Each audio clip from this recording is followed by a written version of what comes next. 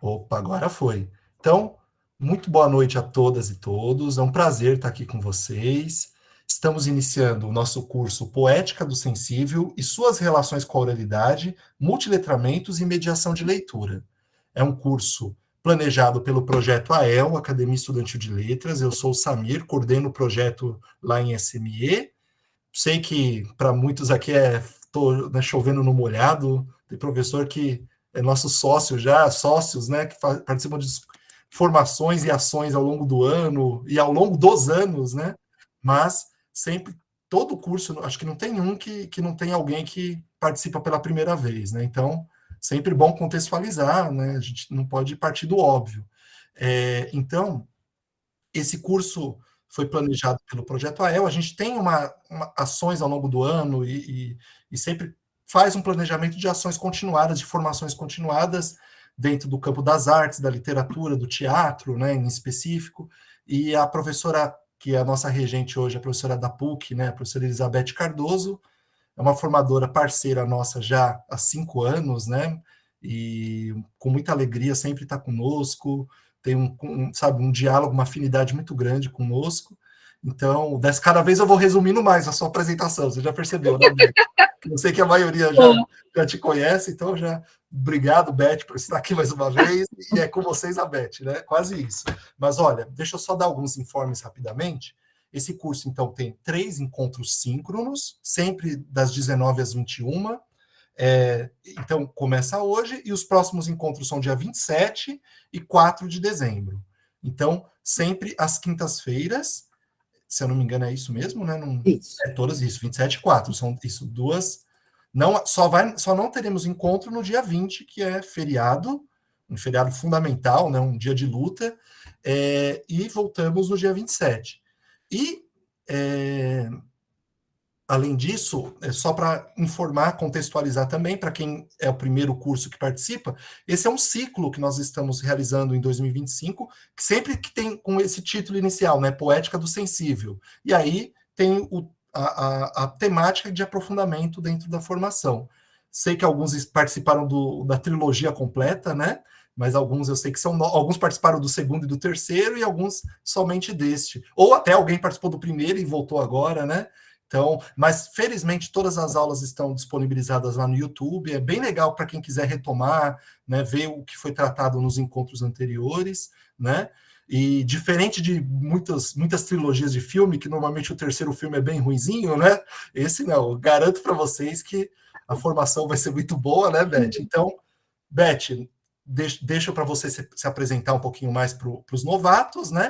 E vou estar aqui com vocês ao longo dessa formação, vou interagindo aqui no chat, podem participar, abrir microfone, câmera, se tiver alguma observação, comentário, ou colocando aqui no chat que a gente vai acompanhando, tá bom? Então, boa noite, Beth.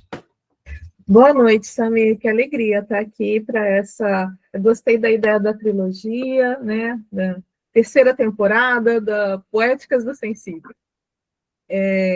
A primeira foi uma revisitação a conceitos de letramento, de alfabetização, letramento literário. Depois, a segunda formação foi sobre ler imagens e ler a materialidade do livro. E agora a gente chega nessa formação mais focado na mediação. Mas as três formações procuraram, e essa vai procurar também, ler literatura juntos, analisar o texto literário, o texto verbal, o texto visual, o texto sensível, né?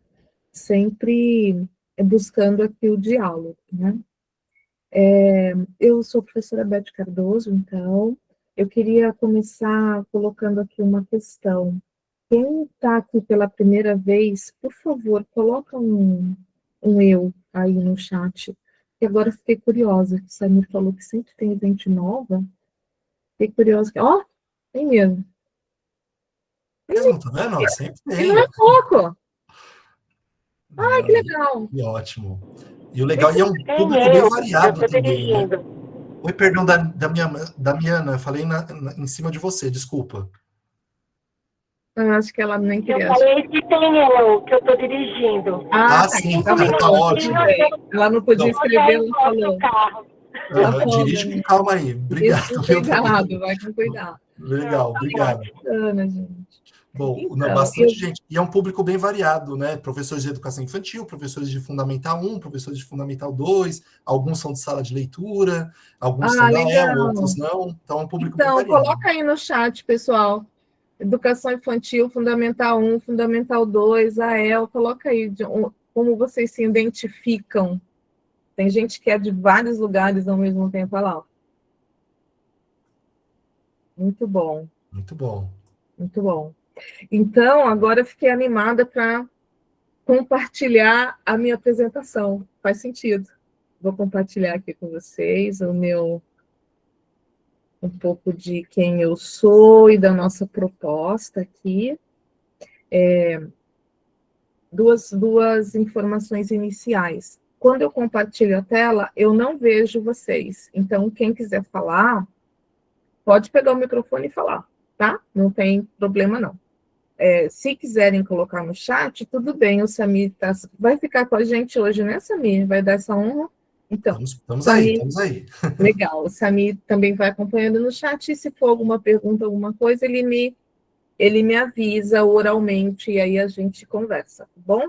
Outra coisa, quando eu olho para cá, tá vendo? Parece que eu não estou olhando para vocês, é porque eu trabalho com duas telas. Essa aqui é uma tela pequena. Então, quando eu preciso ler, eu olho na tela grande, porque aí eu enxergo melhor. Quem é 50 a mais me entende, né? Então, estamos sempre procurando letras garrafais para facilitar a nossa vida, tá bom? Então, vou compartilhar aqui e já iniciamos.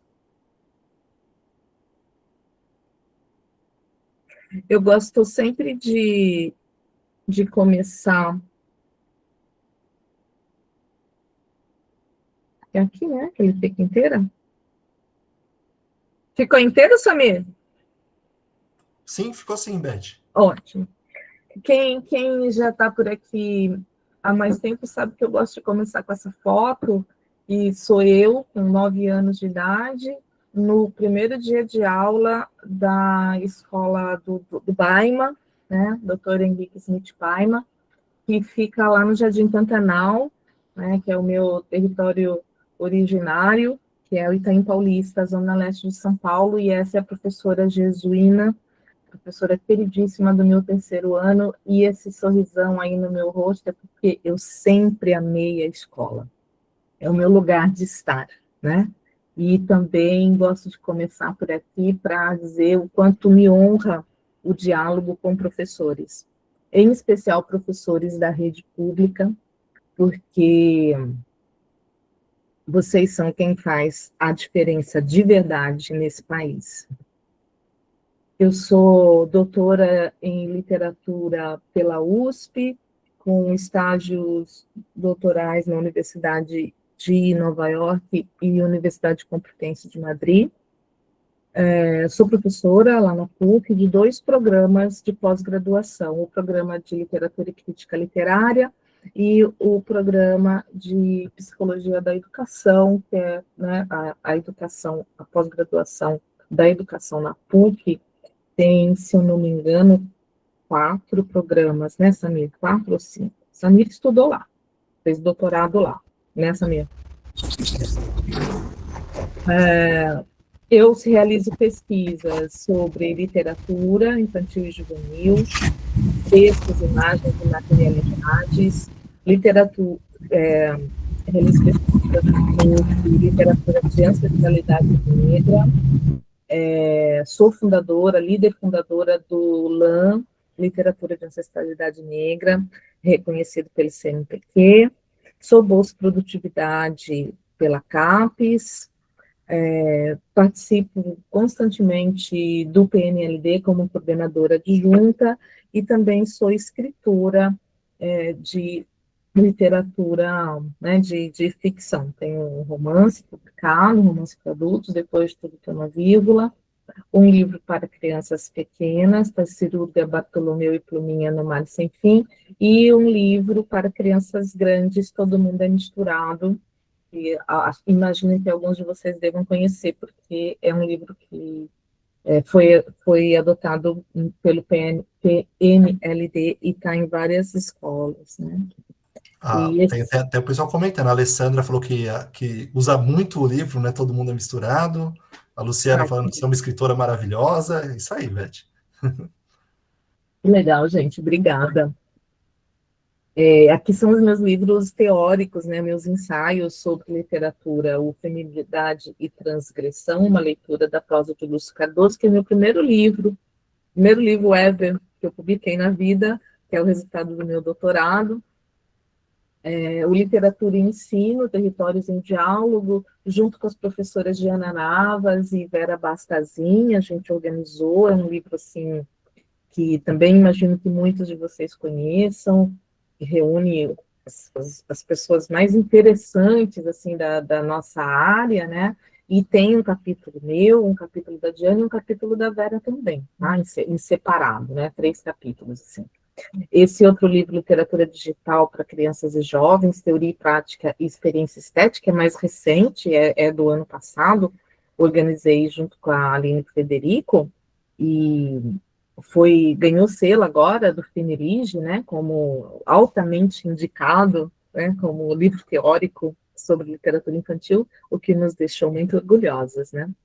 O livro também do grupo de pesquisa Literatura de Ancestralidade Negra, que reúne capítulos de vários, não todos, mas vários integrantes do grupo, inclusive meu, o Caminhos e Encruzilhadas do Enegrecimento, 10 anos da Lei de Cotas no Brasil, que eu organizei junto com os professores Clério e Fábio, também os 2 professores da PUC, Clério Rodrigues da Costa e Fábio Mariano, fazendo essa reflexão, né, sobre a presença do pensamento, da teoria e dos corpos negros na universidade e na produção de pesquisa. E também os livros recentíssimos, né, lançados agora esse ano, o Contos para Nossos Filhos, uma seleção feita por mim, né, eu sou organizadora desse livro, que é um livro escrito pelo Gonçalves Crespo e Maria Amália de Vaz Carvalho em 1882, e só agora, pela primeira vez, está sendo publicado no Brasil. A minha pesquisa revela que esse é o primeiro livro escrito em língua portuguesa no mundo para crianças, e ele foi escrito por um homem negro. Então, estou tendo a honra de fazer essa edição aqui no Brasil, na editora Todavia, selo Baião, onde eu também coordeno a coleção Repare, que vai reeditar os fundadores da literatura para crianças no Brasil, negros, né, os autores negros que contribuíram com a fundação dessa literatura e que não constam na história dessa literatura. E o nosso maravilhoso livro Como Formar e Manter Leitores Literários, estudo de um projeto educacional na cidade de São Paulo, que eu tive a honra e o prazer de organizar junto com o Samir, que está aqui com a gente, e o Guilherme Penha de Carvalho. Tem artigos aqui, capítulos,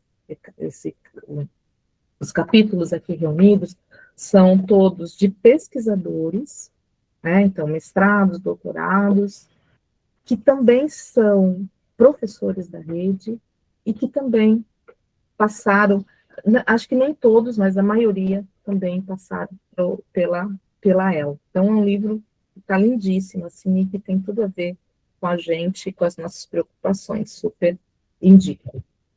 Beth, eu acho que uma professora levantou a mão, mas só aproveitando a piada, né, o livro que nós publicamos saiu pela editora Patuá, né, que é a mesma editora que publicou, né, Depois de Tudo Tem uma Vírgula, mas recentemente saiu o prêmio Jabuti e mais uma vez a Patuá ganhou alguns prêmios. Né? Agora eu falo para as pessoas, a minha editora, né, ganhou alguns prêmios.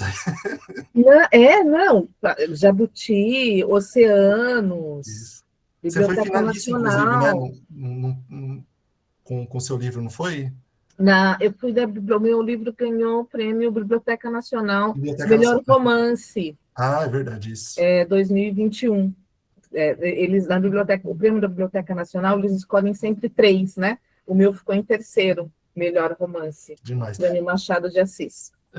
Eu tinha interrompido porque alguém tinha levantado a mão, mas acho que baixou, acho que foi sem querer, né? Caso queira falar, a pessoa que tinha levantado a mão, fica à vontade, tá bom? Pode Sim. continuar, Beth, desculpa. Imagina. Então, o primeiro curso, como a gente falou, né, foi intitulado Poética do Sensível, Letramentos na Formação do Sujeito Leitor de Literatura. Está disponível no YouTube. Como o Samir falou, não é obrigatório, mas quem puder dar uma olhadinha no curso, especialmente na primeira aula, é bem bom. O curso 2, Poética do Sensível nos Múltiplos Letramentos Literários, Leitura de Imagens e Materialidade do Livro. E agora o 3, Poética do Sensível, Suas Relações com Oralidade, Letramento e Mediação de Literatura. A gente parte aqui da ideia que a mediação de leitura com crianças pequenas exige uma escuta afinada, com presença sensível e um repertório que dialogue com a força da oralidade e com os múltiplos letramentos em jogo na infância. Mais do que transmitir informações ou conteúdos, o mediador é convocado a criar encontros. Eu fui virar e me perdi. A criar encontros significativos entre o texto e o leitor, ativando sentidos, afetos e modos de estar no mundo. Nessa formação aqui, a gente está propondo um mergulho na poética do sensível como eixo formador da mediação literária, em diálogo com as práticas de oralidade e com o conceito de letramento e letramento literário, que a gente viu lá no primeiro curso, por isso que eu estou pedindo para vocês darem uma olhadinha na primeira aula.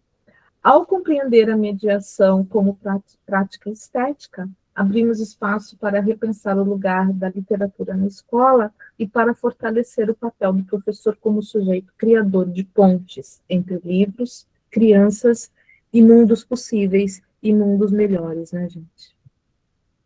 Encontro por encontro. Então, hoje, acolhimento, abertura, e eu vou falar um pouco, vou fazer aqui organizei uma espécie de palestra de abertura, que eu intitulei de Mediação como Poética do Encontro com as Infâncias. No próximo encontro, dia 27, Letramentos e Literatura, Práticas de Mediação na Infância, e no último, a gente vai ter aqui uma proposta de criação de mediação de sensível. Essas são as referências, que são as referências para as três formações, né? Esses são os destaques, quem quiser tirar um print da tela, é bom. Esses são, os que estão em amarelo são os destaques, né, para a gente ler, o que a gente já leu. E essa aqui nessa tela a gente tem as referências para essa formação aqui, especificamente, sobre mediação.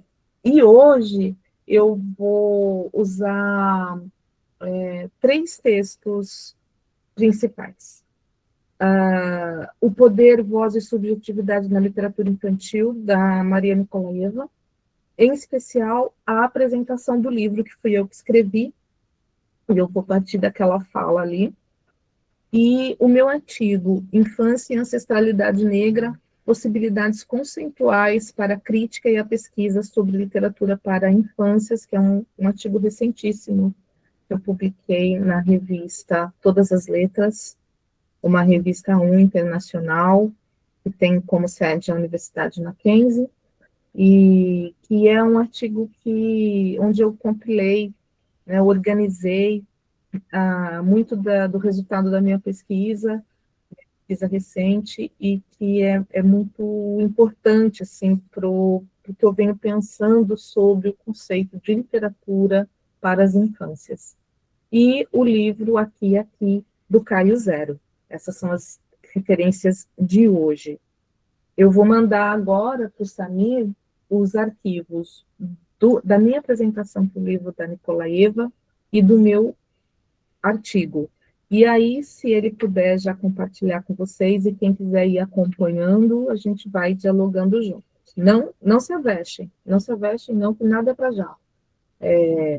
Pode ler depois, pode baixar depois, a gente vai acompanhando aqui, tá bom? O livro do Caio Zero eu não vou compartilhar, tá bom? Então, por enquanto é isso. Vou parar a apresentação.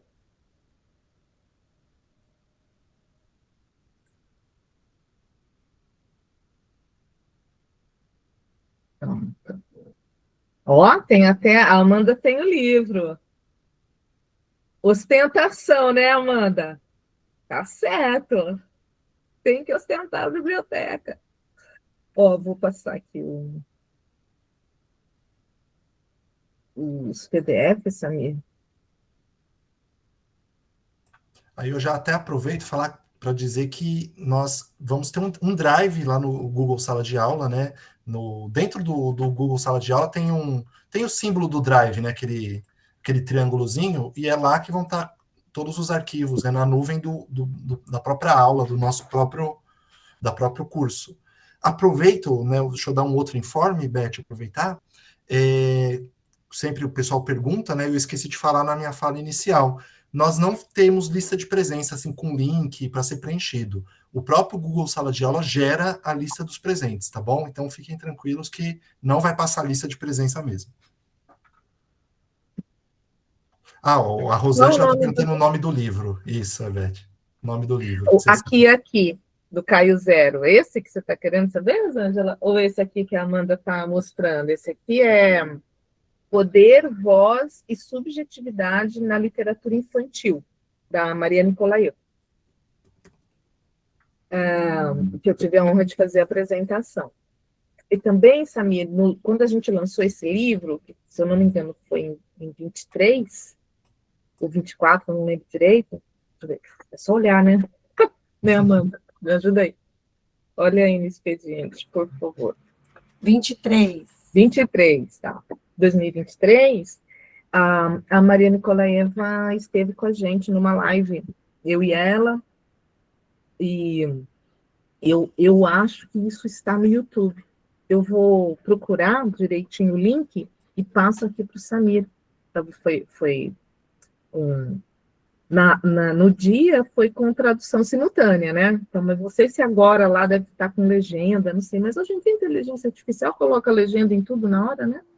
Não é grandes problemas. Mas foi bem interessante conversar com ela e ouvi-la sobre esse livro. Mas antes da gente entrar na questão aqui do adultismo, e já entrando, mas pelo meio da literatura, eu quero compartilhar com vocês a leitura desse livro, A Grande Viagem da Senhorita Prudência, da Charlotte Gusteau.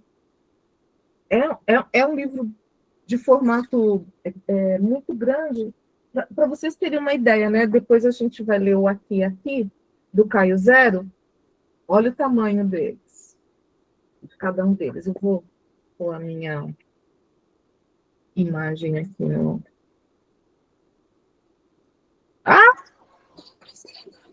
Mas, gente, esse grupo está muito chique. Aí, Camila, boa.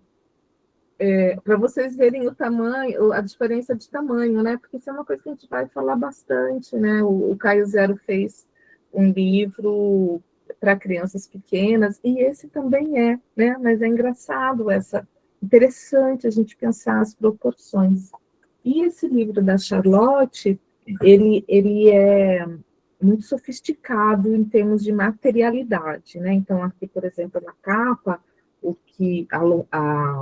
a lombada dele é tecido, né? Então, tem uma questão aqui, nem sei se dá para vocês ouvirem, ó. Estão ouvindo?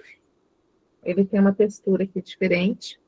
Ele tem relevo, né? E é muito bonito.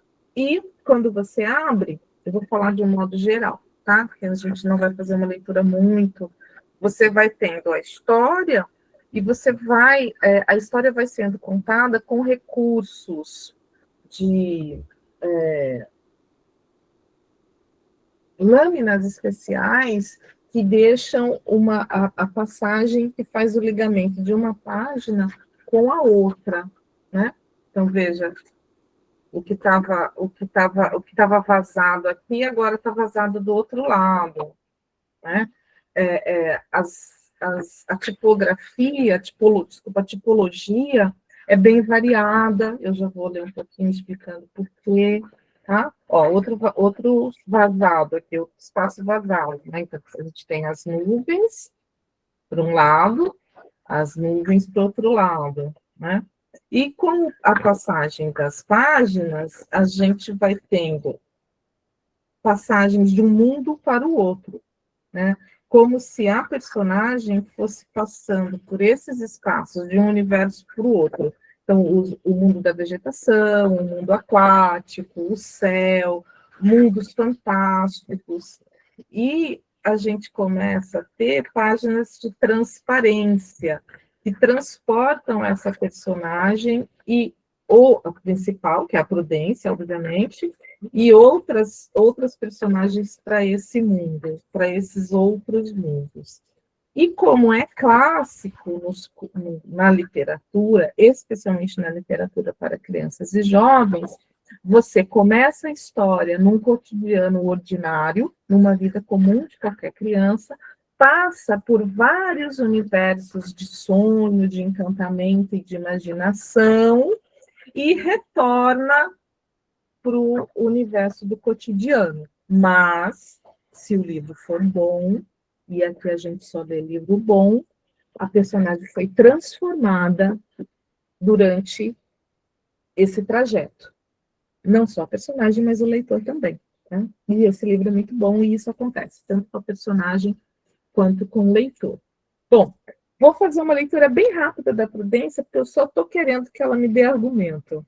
Não façam isso. Mas eu estou fazendo isso agora porque essa palestra aqui tem tudo a ver. Esse livro resume tudo que eu vou falar. Então, eu vou começar por ele, e se tudo der certo, eu vou terminar com ele também, porque ele reúne tudo que a gente vai dizer aqui teoricamente. Então, o livro começa com a Prudência, né?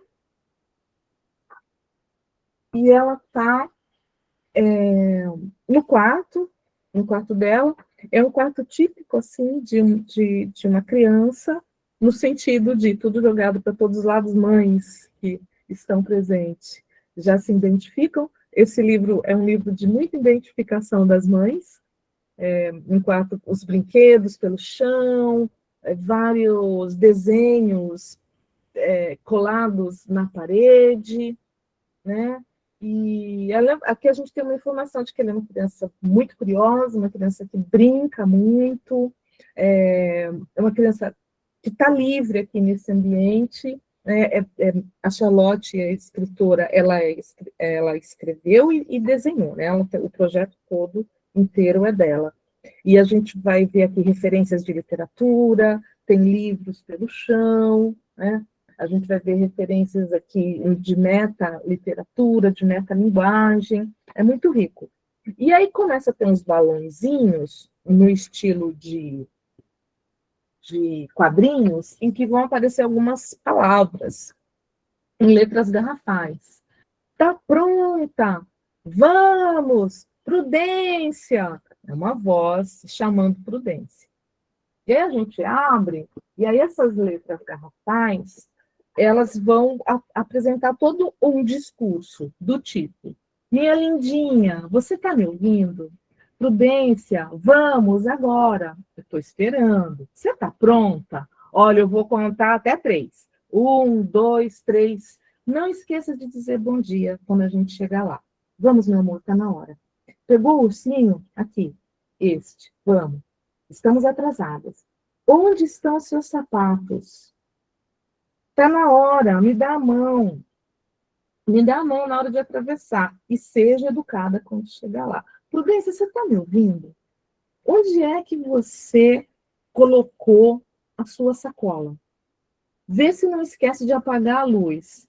Onde é que foram parar os seus sapatos? Anda logo. Você está pronta? Mas onde é que está o seu sapato? E coloca o sapato preto. E os seus sapatos, onde estão? Arruma o quarto antes de sair. E quando é que você pretende pôr o sapato afinal? Depois do quê? Vem logo, eu estou esperando. Eu já estou no carro. Prudência, a gente vai sair sem você. Afinal, onde é que estão os seus sapatos? É uma página inteira de uma criatura dando ordens e organizando esse passeio, essa saída de casa para a Prudência. Aí a gente pensa, é a mãe. As pessoas sempre pensam que é a mãe. Tem uma voz aqui, todo mundo que lê escuta uma voz de mulher. Mas não, né? Podia também ser um pai, né? Podia ser uma avó, mas não, as pessoas sempre pensam que é a mãe. Por que será, né, gente? Mas, enfim, tem uma voz de um adulto aqui. Eu quero ficar com essa figura de um adulto, tá? Não sei se é mãe, não sei se é pai, não vamos nos preocupar com isso. Mas tem um adulto aqui organizando a vida da Prudência. Continua na próxima página, eu não vou ler todas as ordens, tá? Mas é nesse tom. Só que nessa segunda página, a gente vai ter menos espaço para as palavras e mais espaço para a Prudência. Nessas imagens daqui, a gente vai ver uma Prudência, olha, fechando, pondo o dedo no ouvido, lá, lá, lá, lá, lá, lá. Você está gritando e eu estou dançando e eu estou me divertindo. Sabe o que eu faço com as suas palavras? Eu sento nelas e fico distraída. A reação da criança com essa sequência de palavras do adulto. Ela brinca. E ela vai brincando cada vez mais. E conforme ela brinca e se lança numa imaginação dos mundos possíveis, as palavras perdem espaço. Vão diminuindo, diminuindo, até que desaparecem. E daqui para frente, a gente tem um livro imagem. Não há mais palavras. E o que a autora está querendo dizer com isso? Não há mais adultos. O mundo das imagens é só o mundo da criança, da infância, da imaginação, da liberdade. E aí a Prudência vai ficar tranquilona, olha ela aqui, tranquilona, para ser quem ela é, criança, e para vivenciar a infância. E aí ela literalmente cai de boca nesse mundo, decidida a aproveitar demais. E ela vai visitar aí vários, como eu falei, vários universos. Quem sabe um dia a gente passa por eles todos com mais calma. Mas passando todos eles, a gente volta para o final e aquelas palavras voltam. Prudência, vamos, vem logo. E aí aparece a Prudência, olha ela pequenininha aqui, em cima dessa cobra, dessa serpente gigante, que apareceu lá no começo e vai aparecer daqui a pouco também, e a gente já vê o quarto dela se fazendo aqui, né? Olha, por trás desses elementos imaginários, temos indícios do quarto real, digamos assim, da Prudência. E aqui ela põe o dedinho assim em liste e diz assim, para as criaturas imaginárias, para os brinquedos, para os desenhos que estão lá no quarto dela. Vocês vão se comportar direitinho, não vão? Que é quase assim, a vozinha daquele adulto passando por ela de algum jeito. Olha, se comportam vocês também, né? E é bem bonito, a gente pode fazer uma leitura mais atenta de que as criaturas imaginárias, de alguma forma, elas estão presentes no quarto real da Prudência, seja em forma de desenho, seja em forma de brinquedo. E aí, finalmente, na última página do livro, no último cantinho, tem a Prudência saindo do livro. Tô indo! Sem sapato, claro, né? Que a Prudência não anda de sapato. Tô indo! E aí ela sai do livro e vai para a vida dos adultos. Ou seja, os adultos não são bem-vindos aqui. Os adultos estão fora desse livro. dentro desse livro, só crianças. E aí eu escolhi esse livro para a gente começar o nosso papo aqui, porque eu acho que... Eu acho não. Eu estou nesse momento de celebrar, preservar, dialogar com as crianças, com a infância. A gente vai ter 3 encontros aqui para falar de mediação, e vocês fazem mediação de literatura todos os dias no trabalho de vocês. Vocês conhecem as técnicas de mediação. Nós vamos trazê-las aqui na próxima aula, vocês vão compartilhar as técnicas que vocês usam, né? Então, eu não tenho a ambição, eu não tenho o objetivo de ensinar vocês a mediar a literatura, porque eu sei que vocês já fazem isso. O objetivo aqui é a gente criar um espaço de reflexão, de modo a aperfeiçoar, ampliar, né? Deixar as nossas mediações de leituras ainda mais potentes e ainda mais humanizadas, né? E aí eu quero fazer esse caminho de pensar a infância. Como é que é uma mediação que respeita a infância? Como é uma mediação que respeita as infâncias no plural? Uma mediação que sabe que não existe uma infância única, que essa infância universal, né, normatizada, branca, classe média, heteronormativa, essa infância não é a única. E na nossa realidade, ela inclusive é minoritária. Nós temos infâncias negras, infâncias indígenas, infâncias periféricas, infâncias trans, infâncias em famílias, o que a gente chama de homoafetivas, né? Então, como é que a gente vai trabalhar infâncias em várias religiões, né? Inclusive religiões africanas? Então, como é que a gente vai? Qual é a mediação que pode dar conta dessa pluralidade, de modo a respeitar todas essas infâncias, todas essas crianças, nas suas inteligências, nas suas curiosidades, nas suas histórias de vida, nos seus desejos, nas suas imaginações. Então, o que me interessa pensar hoje é isso, né? Porque a mediação, muitas vezes, mesmo a mediação muito bem intencionada, ela é uma relação de poder, né? Ela nasce de uma assimetria de quem lê, de quem escolhe o livro a ser lido, de quem conduz essa leitura e de quem muitas vezes interpreta a leitura. E onde fica a criança nisso tudo? Onde fica a infância nisso tudo, né? Então, eu trouxe a prudência, e quero agora trazer a Nikolaeva com esse conceito que ela discute tão belamente nesse livro, que é do adultismo, né? Agora eu entro aqui no livro da Nikolaeva. Eu vou trazer o adultismo aqui para a gente desnaturalizar essa posição do adulto na mediação, desnaturalizar essa ideia de que o adulto é a autoridade na mediação, né? E abrir espaço para a gente pensar que a criança tem direito à palavra, à imaginação, ao tempo, ao silêncio, à escolha, né?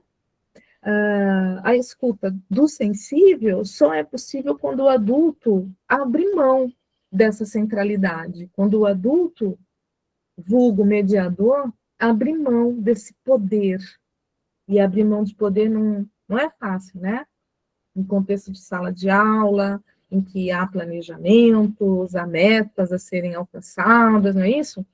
Mas como é que o mediador abre mão desse poder, né, que já tá dado a ele, enquanto adulto, enquanto professor, enquanto profissional, para dar espaço para a poética do sensível, né, tal como a gente está formulando aqui, nessa trilogia, como disse o Samir, né, que vai exigir presença, né, que vai exigir não controle, né, porque a gente vai precisar de silêncio, de tempo, de fruição de leitura, né? Então, eu acho que o conceito do adultismo ajuda a gente a compreender a criança como sujeito na mediação, né? E não como um simples destinatário, e não como alguém que está ali para aprender algo, mas ele é um sujeito autônomo de leitura, né?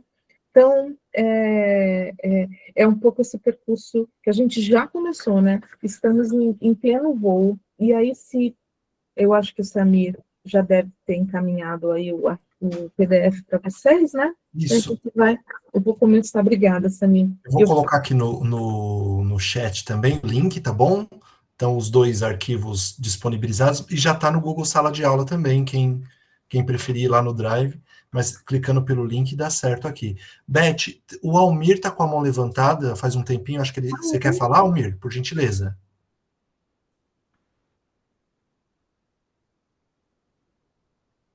Não sei se foi sem querer também, mas fica à vontade se quiser falar, viu, Almir?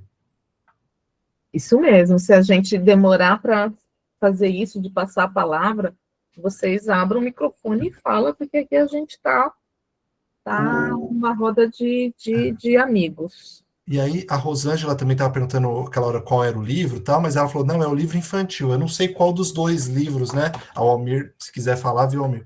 Mas eu também gostei. Então, os livros que a Beth citou, né? Os 2 livros dela, né? O Tarcirurga, Bartolomeu e Pluminha. Esse é o livro esse que ela mesmo. mostrou. Mas o outro livro, né, que ela falou que são para as crianças, para os jovens, né? Que chegou nas escolas, né? Que boa parte das nossas escolas tem, é esse aqui, né? O Todo Mundo é Misturado. Um dos 2, quando você perguntou, eu não sei qual dos 2 você estava citando. Foi o Tá vendo primeiro. que eu ostento também, Beth? Foi o anterior. Esse aí também eu quero ver, mas o anterior das crianças. Você acabou de citar. O Tarciruga? Isso. Eu vou pôr aqui no chat o nome dele também, tá bom? Muito obrigada, viu? Imagina. Ai, que bonito, eu estou gostando da ostentação toda. Bom, a Ana Paula também estava com a mão levantada, o Almir e a Ana Paula. Não sei se o Almir está tentando falar, mas Ana Paula pode falar também. Oi, boa noite. Boa noite. Eu estou no trânsito, então não dá para abrir a minha câmera ainda. Mas eu, ouvindo, né, tudo que a Beth falou, eu queria, se ela pudesse falar depois, às vezes quando eu faço algumas leituras com as crianças que remetem, né, aos orixás, eles gostam muito, mas já tiveram situações dos pais irem lá na escola, reclamarem, a gente tem que ficar justificando o que já está mais do que justificado, né? Eu queria, se elas tiver alguma dica ou alguma experiência nesse sentido. Muito bem, Ana Paula. Eu tenho ouvido com muita frequência esse relato dos professores, das professoras, e é isso mesmo que a gente vê no nosso cotidiano, né? Vejo isso como mãe nos grupos de mães, né? Sempre tem uma mãe que começa essa polêmica, né? Dos livros. Eu brinco, né? É uma ironia, mas as ironias contam verdades, né? Que bom que as famílias estão se interessando pelas leituras, né, das crianças. A gente passou uma vida pedindo que as famílias se aproximassem da escola, que as famílias se interessassem pelos conteúdos, né, pelo trabalho que a gente desenvolve. Que bom, né, finalmente estão interessados no que os filhos estão lendo. Isso é uma coisa boa, né? Mas há aí algumas pessoas estão ultrapassando esse limiar, que é de não entender que o que o professor, a professora indica de leitura, adota como leitura, está embasado em planejamentos, não é? Em combinados com a coordenação, com a direção, muitas vezes com a Secretaria de Educação, né, que são o caso das obras adotadas com um excelente critério de seleção, como, por exemplo, acontece no PNLD, né? Então, não são as leituras de literatura na escola não acontecem ao acaso, não acontecem com a mera vontade, a mera curiosidade de cada um de nós, professores. Ela acontece dentro de um planejamento muito sério. Então, o que eu digo para as escolas que me procuram com essa questão, se isso está acontecendo isoladamente, tudo bem, trata-se isoladamente, conversando com a mãe que vem reclamar, com o pai que vem reclamar. Mas se isso está acontecendo num volume, né, que já está causando até paralisação na sua aula, né, no seu planejamento, eu acho que é importante a escola, então, se reorganizar, né, e deixar esses planejamentos, comunicar esses planejamentos para as famílias, ou já deixar preparado um documento, sabe, um discurso, uma comunicação, e quando a família chega, você diz, olha, o livro, ele está no bojo dessas e dessas e dessas escolhas, ele está aqui por isso, por isso, por isso, ele faz parte dessa, sabe assim? Porque aí você diz de uma forma educada e profissional de que, olha, não é uma questão do que eu gosto ou do que você goste, é uma questão do zelo que estamos tendo com a formação literária, humana, né, do seu filho. E aí eu acho que, aos poucos, as famílias vão começar a entender isso, né, que não é uma questão, muitas vezes as famílias pensam que a gente escolhe os livros devido à nossa índole política, ou religiosa, ou sexual, e não é isso, né? Os livros de literatura, assim como os livros didáticos, eles são escolhidos dentro de um planejamento. E esse planejamento nunca é solo, né? Todo o sistema educacional, ele é complexíssimo e passa por leis, por diretrizes. Eu acho que sempre que possível, a escola e os professores devem dar essa palestrinha, né, para o pai e para a mãe que buscam a escola para fazer esse tipo de reclamação infundada. Mas é luta, né, Ana Paula? É luta, você sabe. Com certeza que você sabe disso melhor do que eu. É uma luta cotidiana. Pode falar, Ana.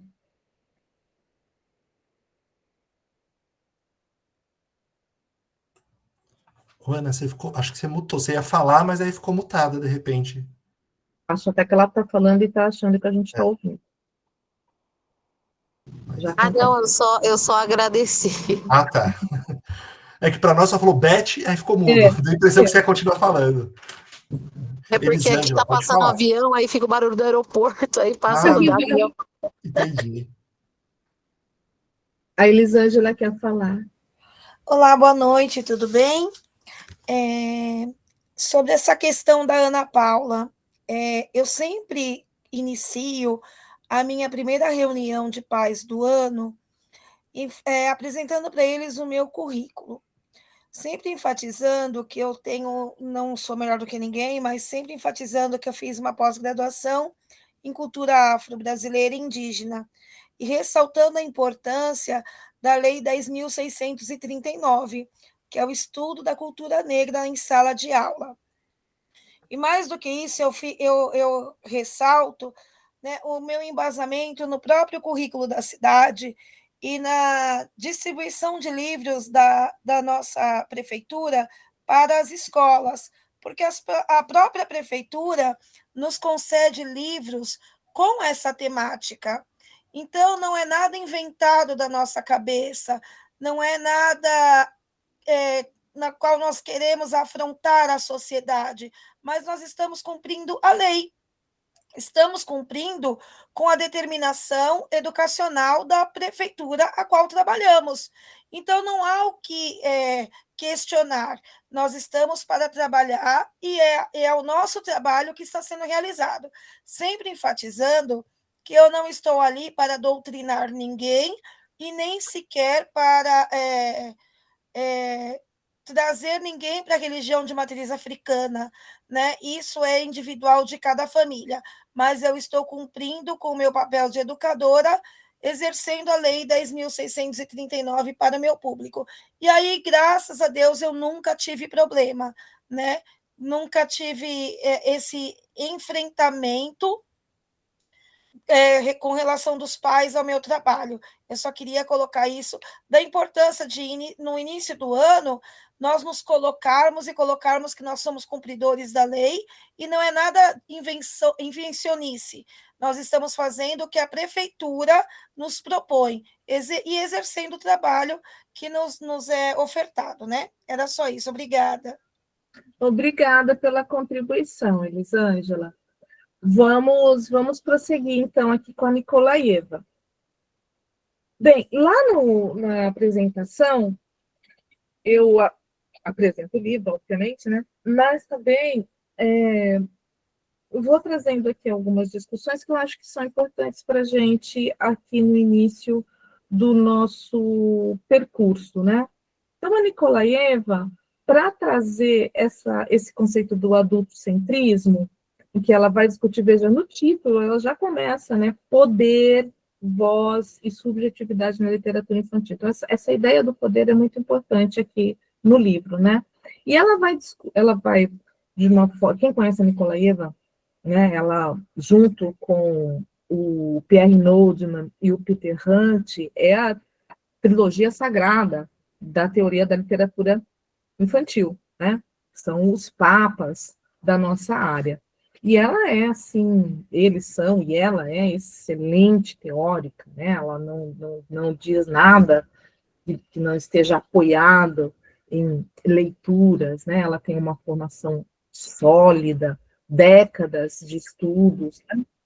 E ela constrói, então, uma discussão bastante robusta sobre a capacidade de autoras e autoras colocarem crianças e jovens no comando dos seus destinos e narrativas literárias, né? Então, o argumento central dela é parcialmente evidente, pois é do conhecimento de todos que a literatura lida, no sentido de ler, por crianças e jovens, é escrita, ilustrada, selecionada, comprada, ensinada e mediada por adultos. Todo mundo sabe disso, né? Mas não é recorrente, as pessoas não param para pensar normalmente que essa literatura se constitui como espaço de opressão da infância e da juventude, um campo de imposição das perspectivas sociais, emocionais e políticas dos adultos. Os valores dos adultos, os desejos dos adultos, os medos dos adultos, os preconceitos, as limitações, as linguagens e as estéticas dos adultos, né? Por isso que eu comecei com o livro da Prudência, porque ali a gente tem uma criança, tem uma infância se rebelando contra um adulto, né?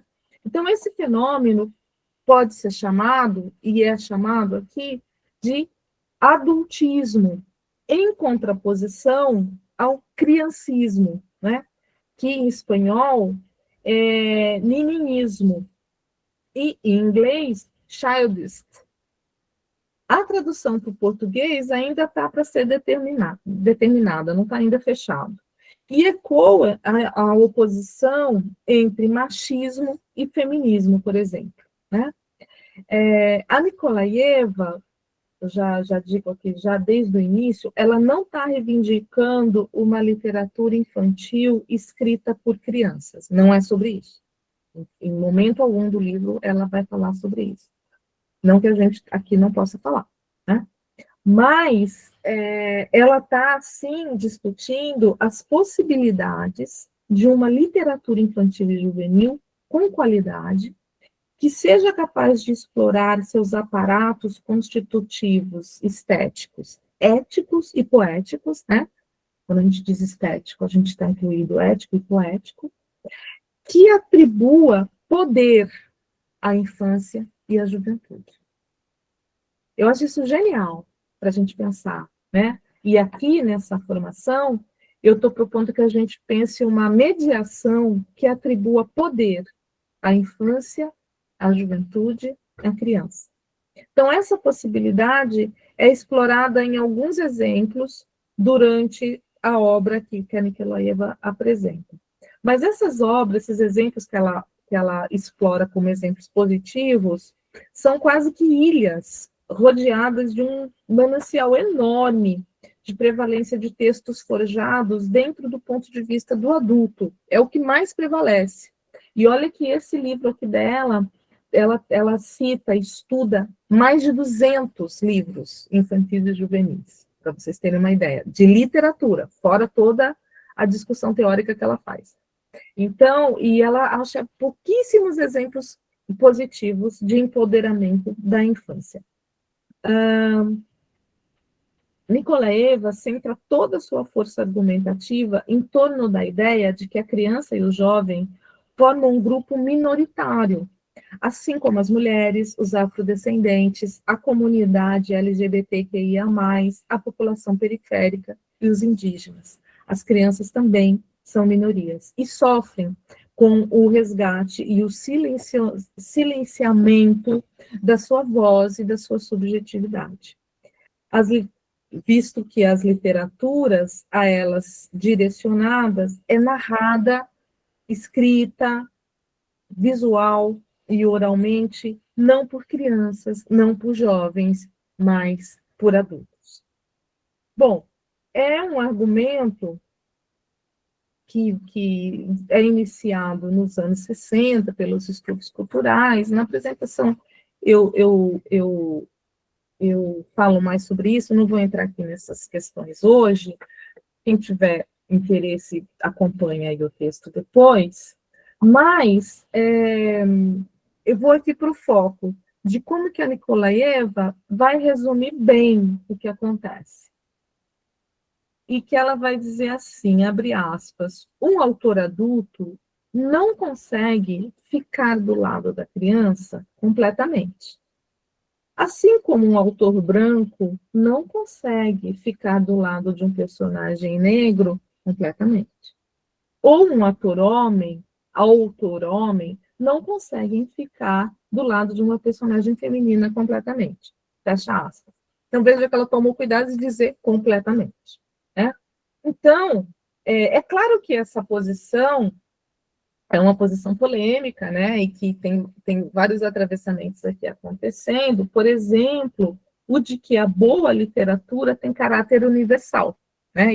Isso é um argumento muito frequente na academia, né, na teoria literária, nos estudos literários, de que a boa literatura é universal.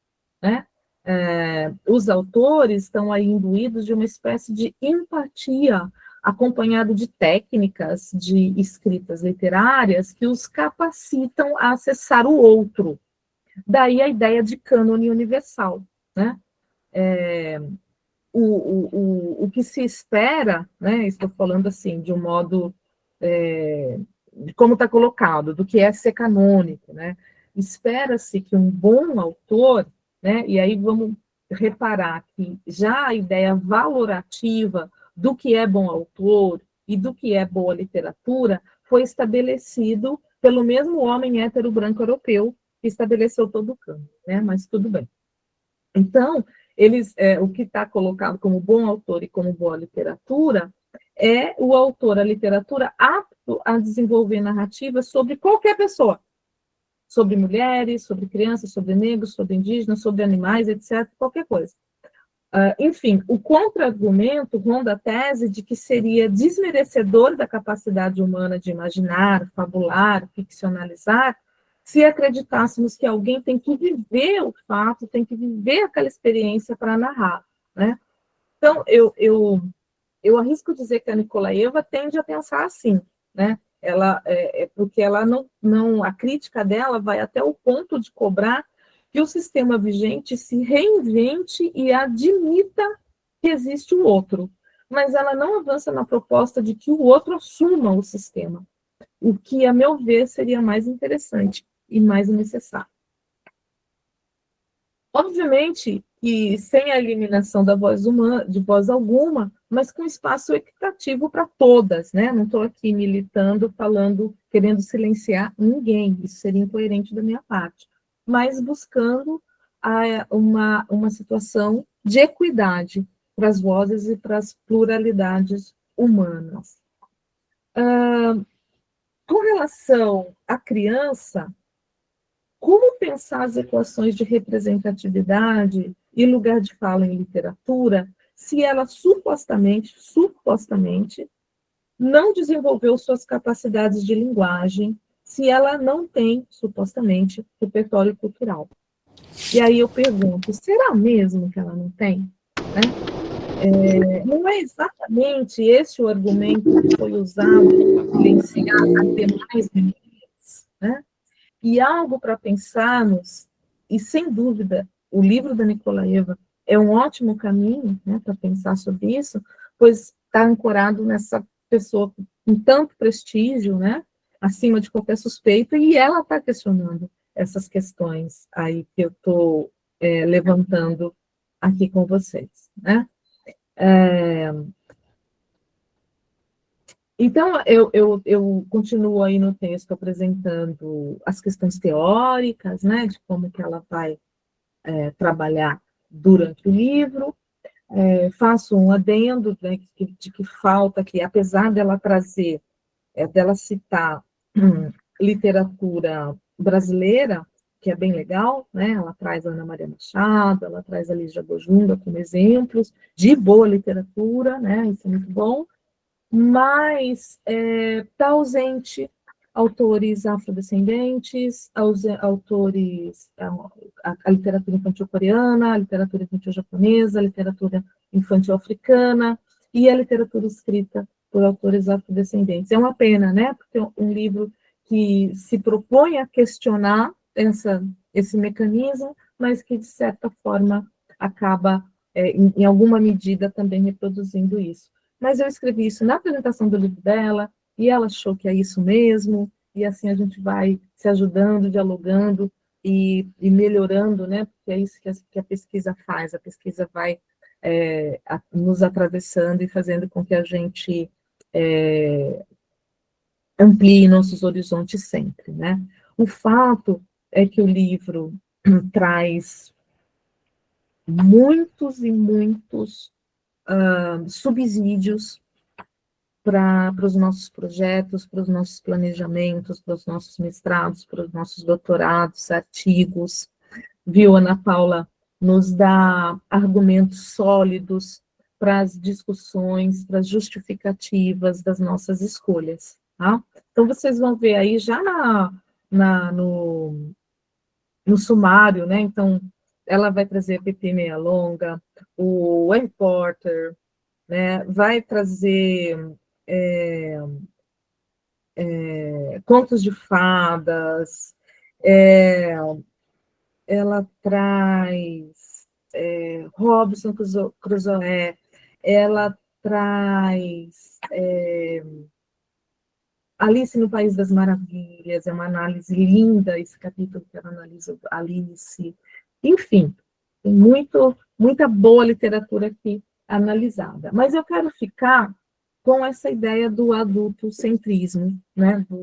do adulto que está ali na hora da mediação, exercendo o poder, né? O poder de escolher a leitura, o modo como ler, quando ler, né? O que ler, em qual tempo, com qual objetivo, acaba sendo, queria que vocês ficassem com essa reflexão, né, de a mediação que você faz, não precisa compartilhar, só anota em algum canto essa provocação, tira um tempo para pensar sobre isso. A mediação que você tem apresentado, ela está buscando, ela está enfocada na sensibilidade das crianças, ou você está preocupado com as suas questões de adulto, ou ainda com as questões que o autor está propondo ali? Será que a mediação é sobre o livro, ou é sobre quem está lendo o livro? No caso, a criança. Será que a mediação é sobre estar preocupado com a mensagem que o autor quer passar, ou que o planejamento quer quer passar, ou a mediação ela tem que estar preocupada com o que a criança está sentindo, está ouvindo, está desejando, para a criança saber, né? Então, veja que esse simples gesto de tentar ver na sua mediação qual é o lugar que a criança está tendo ali, como isso pode ser transformador das suas opções, das suas escolhas, né? Dos tempos que estão reservados ou não. Dito isso, que foi só uma introdução, eu parto para o que eu estou desenvolvendo lá no meu artigo, que o Samir também já mandou para vocês, o intitulado Infância e Ancestralidade Negra, possibilidades conceituais para a crítica e a pesquisa sobre literatura das infâncias, que é um artigo bastante ambicioso, em que eu estou propondo, e não só propondo, mas justificando, teorizando, argumentando com a possibilidade, as implicações do termo literatura para as infâncias em substituição ao termo literatura infantil. E, para isso, eu uso como base estudos e teorias afrocentradas, né? Mobilizo o conceito de Kindesi, do Fukuyama e do Lukonde Wamba, do quilombismo, do Abadias do Nascimento, e a afroperspectiva do Renato Nogueira, e a obra Aqui e Aqui, do Caio Zero, para trazer as implicações da teoria para a leitura do literário. Pois bem, o que eu começo argumentando é que nos últimos 50 anos, a crítica literária dedicada à literatura infantil cresceu de maneira exponencial, tanto dentro do ambiente acadêmico, com financiamento de pesquisa, realização de congressos e seminários, quanto nos meios não universitários, né? Na grande imprensa, nas redes sociais, nas dezenas de influenciadores que estão resenhando os livros para criança, indicando os livros para as crianças no TikTok, enfim. Quem é dessa área sabe que a maioria dos trabalhos e falas sobre essa literatura se inicia questionando a sua nomeação. Já repararam isso? Quase todo artigo, tese, dissertação que você pega para ler, a primeira coisa que a pessoa faz é isso. Mas o que é literatura infantil? O que é infância, né? Tal indagação está embasada pela situação de desprestígio da literatura infantil e sua crítica, tanto na academia quanto no mercado editorial como um todo, né? Tem um desprestígio com a literatura infantil e com o crítico literário, o pesquisador, né? O editor, o escritor de literatura infantil. Então, ou seja, na visão geral, assim como escrever para criança é menos valioso, menos complexo, menos poético, menos interessante do que escrever para adultos, supostamente, pesquisar literatura infantil é menos relevante que investigações acadêmicas sobre o romance ou a poesia para adultos. É assim que a academia, que o mundo editorial vê, né? Essa situação marginal, secundária da literatura infantil, aparentemente está vinculada ao termo infantil, que designa seu público, as crianças. Como podemos perceber, elas estão estigmatizadas como seres sem gosto artístico, sem repertório ou leitura crítica. E, desse modo, supostamente, não representam um público apto a consumir arte de qualidade, alta cultura. Desse pressuposto, iniciou-se um movimento não organizado de questionar o infantil e qualificar essa literatura como um produto cultural para todos os públicos. E até mesmo alguns autores, inclusive autores de literatura infantil, aventar a possibilidade da gente renunciar essa adjetivação de infantil e ficarmos apenas com literatura. Né? De modo como a reivindicação é assim, não, eu não quero ser visto como um autor de literatura infantil, eu escrevo literatura, Só isso. E literatura, ficar com a atribuição de literatura e os seus gêneros, conto, romance, poesia. O que acabou sendo avaliado como uma manobra arriscada, já que o público em questão representa uma grande e lucrativa fatia do mercado editorial, não é isso? Em especial por meio dos editais do governo para as compras de livro, né? Então, esse debate que eu estou aqui resumindo, ele é mundialmente pautado pelo Peter Hunt, pela Nikolaeva, pelo Noldman, e aqui, nacionalmente, pela Nelly Novaes Coelho, pela Alna Jolo, pela Zilberman, entre outros. O que eu estou falando aqui não há de ser novidade para quem estuda, para quem trabalha com a teoria e a crítica da literatura infantil. E isso aí me leva para o segundo campo de questões mais presentes na crítica literária sobre literatura infantil, que é o seu cruzamento com a educação. A crítica literária dedicada à literatura infantil é ligada às letras, e há uma discussão desse campo com a área de educação pela primazia da leitura pela fruição. Ou seja, supostamente, enquanto os educadores utilizam a literatura infantil como ferramenta de aprendizado, os críticos literários, e especialmente os acadêmicos, manejam esse produto no âmbito do prazer estético e cultural.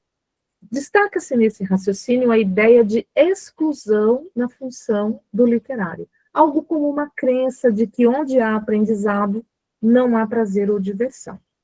O fato é que, recentemente, todo esse campo de reflexão tem levado alguns pesquisadores a questionar o conceito de criança, de infância e de adultismo, os quais eu estou explorando aqui nesse artigo. No entanto, em todas essas discussões, prevalece a normatividade eurocêntrica, branca, de classe média, de raiz cristã judaica.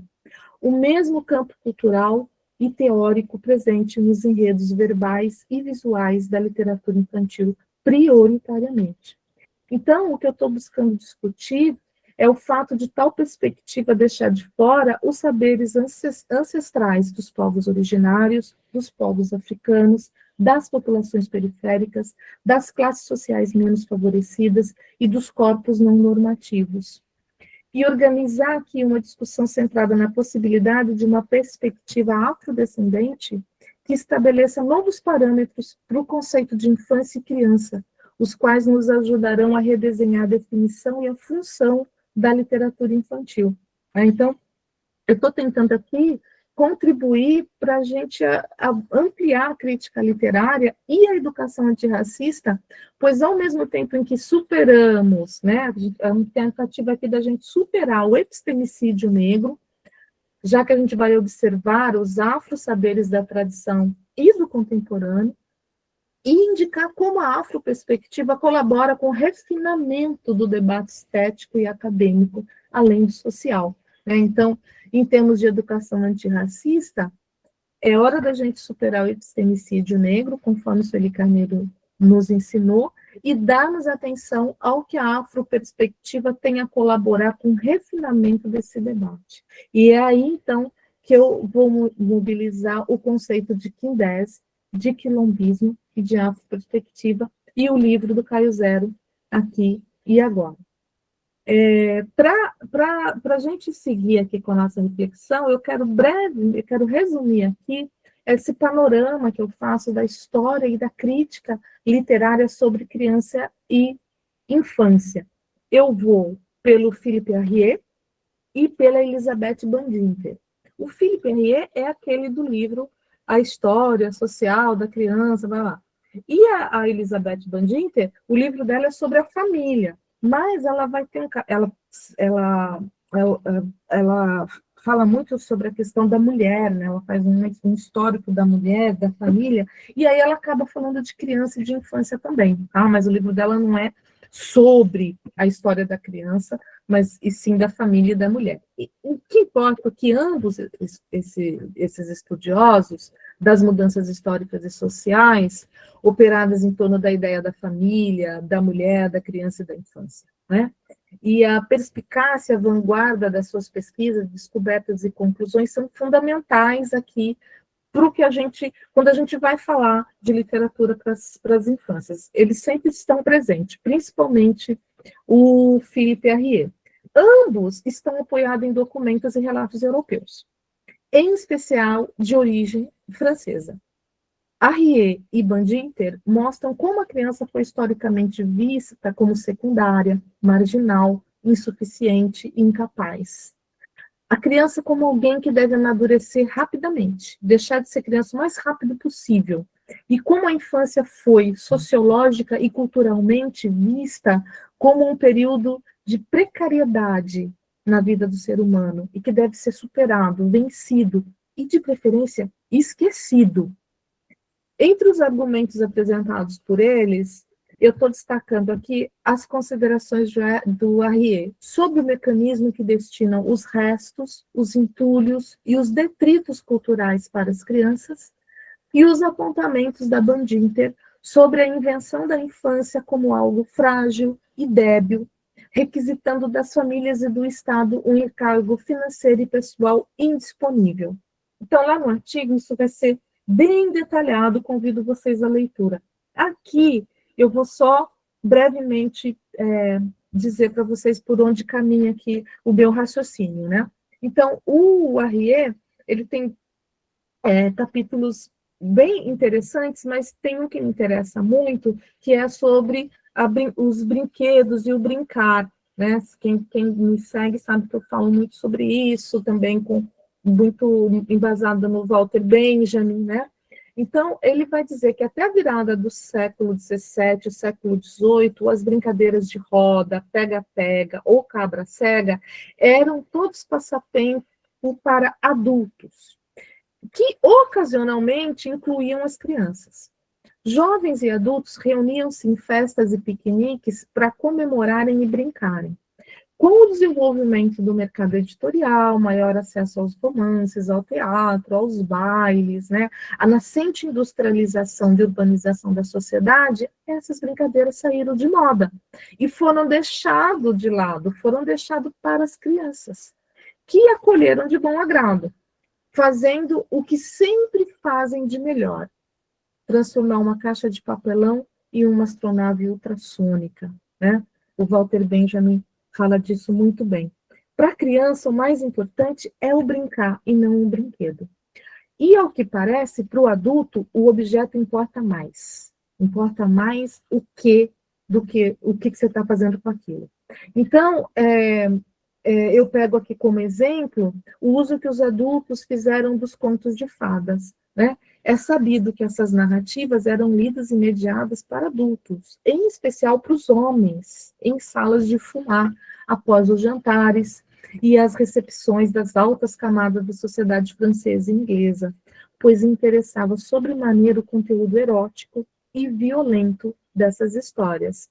Mas, pelos mesmos processos social e econômico que tornou as brincadeiras de roda obsoleta para os adultos, os contos de fadas também perderam seu encanto para eles.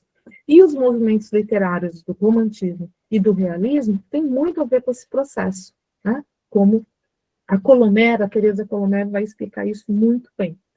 E essa partilha do sensível, né, seguindo aqui o raciocínio do Racier, diz muito sobre a não importância que a criança e a infância tiveram e têm na nossa sociedade.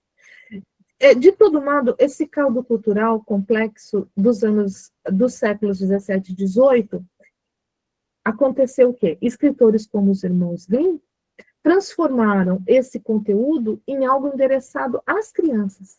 Então, trata-se do primeiro gesto de organização da literatura infantil como nós a conhecemos hoje. Não por acaso, esse fenômeno é contemporâneo ao movimento de purificar a imagem da criança.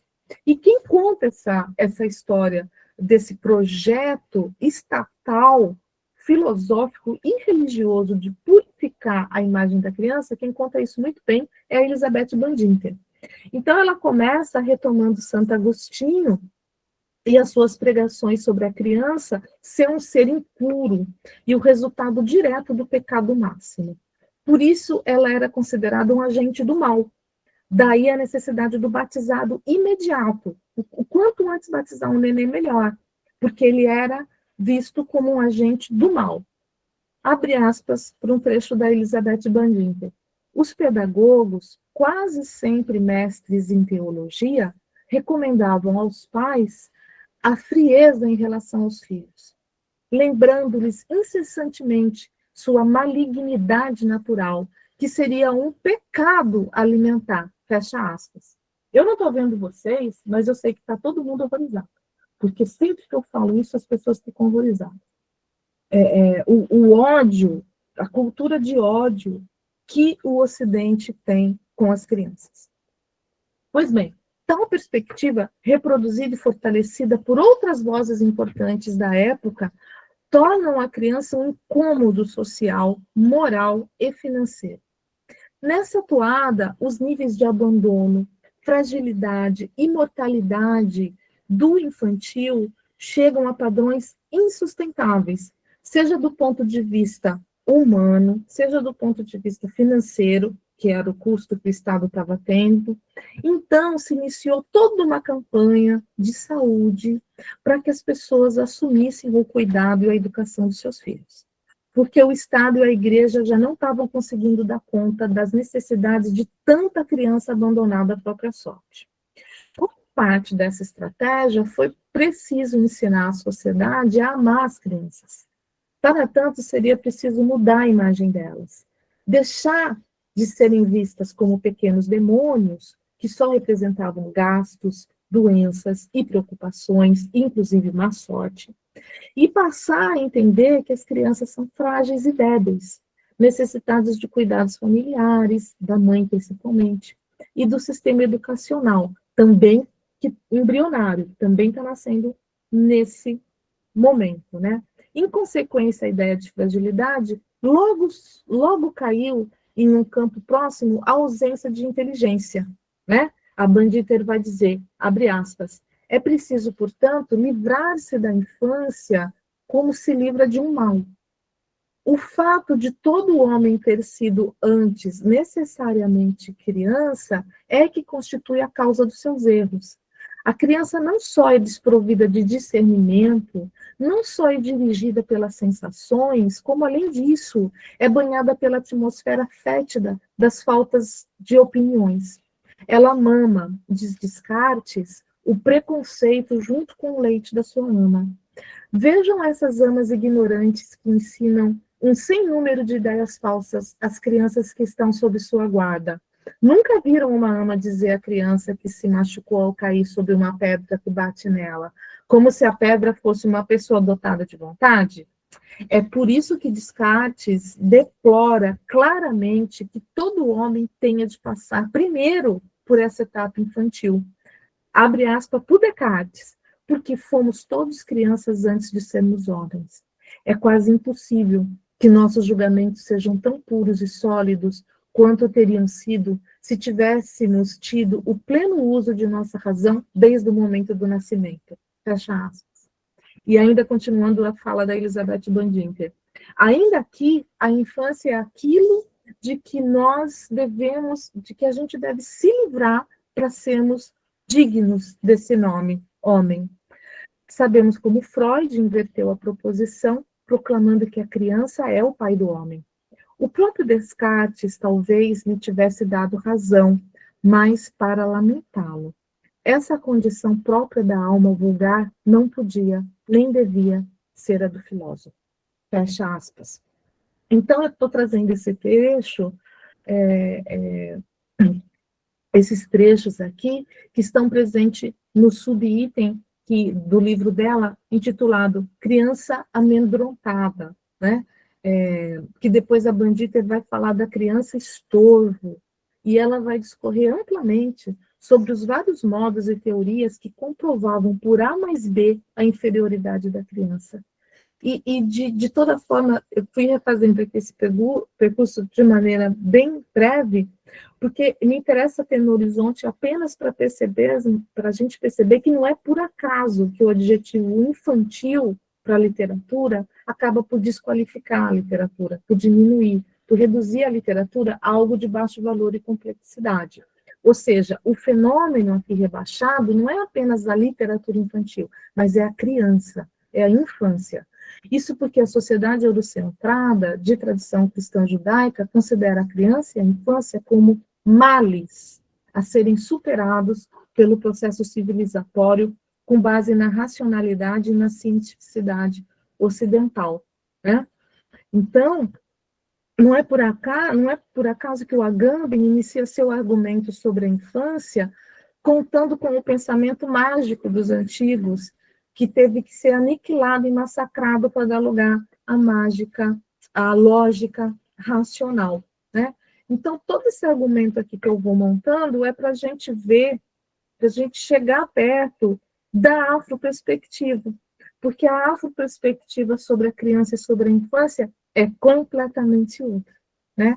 Então, a hipótese que eu defendo é que, nesse contexto teórico-cultural, adjetivar uma literatura de infantil, na perspectiva africana, na afroperspectiva infantil, é a maior glória, é a maior láurea, é a maior honra de uma obra artística pode receber. E aí eu vou estudar, então, o conceito de afroinfância, né? E como a gente pode aplicar esse conceito de afroinfância nos estudos literários. É uma parte longa do artigo, eu não vou aqui tomar o nosso tempo inteiro tratando disso, convido vocês aí à leitura, mas o ponto neofrágico é a arte Congo de cuidar de criança, né? Então, ali na introdução, a Miriam Boni, que está fazendo a introdução da obra do cangolês Fukiwao, vai ao encontro da tese que eu estou defendendo aqui no artigo, né? Então, enquanto a Europa cuida de uma criança, enquanto na Europa cuidar de uma criança é uma função menor, diminuta, quase um castigo, na afroperspectiva, cuidar de criança é uma grande e importante tarefa. Justamente porque, para esses povos, a criança e a infância têm um valor extraordinário. É assim como a vida e a sua preservação coletiva e ancestral. Abre aspas. Fukiwao está nos trazendo à tona um ponto de vista de que, numa maneira claramente crítica, enquanto a infância é tão desvalorizada na sociedade europeia, a civilização africana é centrada na criança.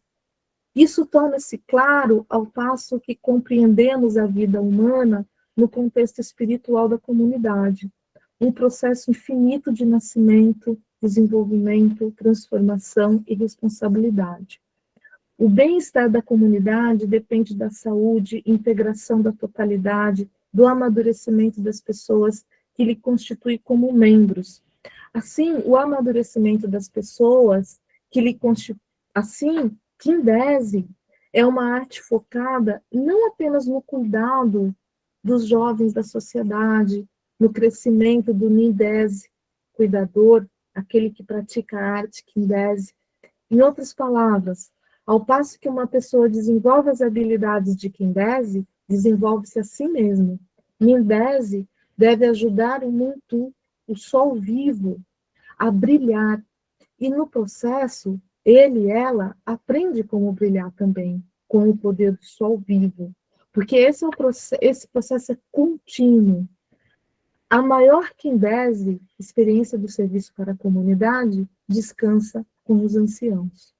Então, fecha aspas, essa reflexão aqui, né, apresenta essa filosofia secular africana que diz respeito sobre a comunidade dever priorizar e aprimorar constantemente o cuidar, o educar, o conviver com os mais jovens e os mais velhos, em coletividade, né? E é interessante a gente notar que a arte Kindese é muito antiga, mas ela ganhou ainda mais importância com a entrada das mulheres na luta contra o sistema colonial, né? E que aprofundou a necessidade que os outros, que não fosse a mãe, cuidassem das crianças. A Anne que conta essa história lá na introdução do livro, né? Ela diz que, por se tratar de um sistema antigo, o Kindese tomou mais importância nesse período em que o povo Congo lutava contra o ataque da dominação colonial europeia, e as mulheres tiveram que sair das suas casas para ir lutar, né? Para ir para a batalha. E foi aí, então, que a arte Quindese lhes permitiu fazer, sem sacrificar o cuidado e a socialização dos filhos, outras pessoas cuidando dessas crianças, né? Fecha aspas. A gente já tem falado sobre o provérbio africano que diz: é preciso uma comunidade para cuidar de uma criança. Mas no Quindese, temos aspectos ainda mais abrangentes dessa proposta de coletividade cuidadora. O primeiro destaque é o valor aí incluído, pois não é apenas uma obrigação compartilhada ou uma ajuda incontornável, mas é uma honra. Em segundo lugar, para a arte Quindese, o cuidar envolve aprendizado mútuo. Quem protege e educa uma criança está também aprendendo e recebendo proteção. E em terceiro lugar, para os mais velhos, praticar essa arte é um ato terapêutico, pois os auxilia a entender a lidar com situações sociais e de saúde física e mental. Então, a sabedoria Congo diz que a solidão é uma doença e pode matar. Por fim, em quarto lugar, praticar o Quindese é um modo eficaz de experimentar e propagar a tolerância. Pois para cuidar do outro é preciso sentir empatia por suas necessidades e aflições. E essa arte envolve um processo de aprendizado que na língua Congo é dingo-dingo, o coletivo com implicações fundamentais para o povo, como nos ensina Foucault e o Lincoln do Vamba. Dingo-dingo de Ena é um processo pelo qual se descobre o mistério do crescimento humano e atinge a total compreensão da psicologia da criança. Através do cuidado com crianças, uma pessoa aprende a maravilhosa habilidade de ser responsável por outra vida e de como transformar-se através de um novo padrão de vida. Um padrão de vida é um modelo através do qual os valores culturais são transmitidos de geração em geração. Através de Quindese, os africanos adquirem essa habilidade, uma habilidade que tornou o africano não apenas um dos seres mais religiosos da Terra, mas também um dos mais humanistas. Fecha aspas. E aí eu volto dizendo que há implicações culturais, econômicas e políticas na prática Quindese, que eu não abordo aqui nesse artigo, mas que é importante para mim que fique evidente o conceito de infância e de criança que está por trás dessa proposta, né? O Foucault explica, em outras palavras, em outros textos dele, por exemplo, o texto dele, Poder de Autocura e Terapia, Ensinamentos Antigos da África, para uma tradução livre aqui, que o ser humano é o sol vivo, compreendido como poder e energia eterna. Uma vez na Terra, esse sol, essa energia precisam ser cuidados. Né? Então, o Quindese é o cuidar desse sol, é o cuidar dessa criança. E por aí eu vou desenvolvendo essa ideia. Eu chamo também para conversa o Renato Nogueira, e vou aqui abrir uma aspas para esse sentido de afroperspectiva que ele traz, né? Então ele diz, abre aspas, infância pode ser lida como uma categoria geracional, isto é, uma fase de vida específica. Porém, nos interessa outra dimensão da infância, a noção de que ela significa um sentido humano, ao lado do olfato, da visão, do paladar, do tato, da audição. Infância seria justamente a possibilidade de produção de cosmosensações inéditas diante do desafio da vida. Entendendo aqui que a categoria cosmosensação, sistematizada pela sociologia nigeriana, faz contraponto com o conceito mais recorrente de cosmovisão do filósofo Aristóteles. Então, de volta ao conceito de infância sobre as luzes da afroperspectiva, consideramos pertinente afirmar que ele recobre a possibilidade de lançarmos perspectivas inaugurais sobre o mundo, encontrar outras alternativas para questões antigas e recuperar possibilidades pouco frequentadas diante de velhos problemas. A infância é o que torna possível a todos os seres vivos criar modos de vida, novos modos de vida. O que empobrece a vida é justamente a destituição da infância, a saber,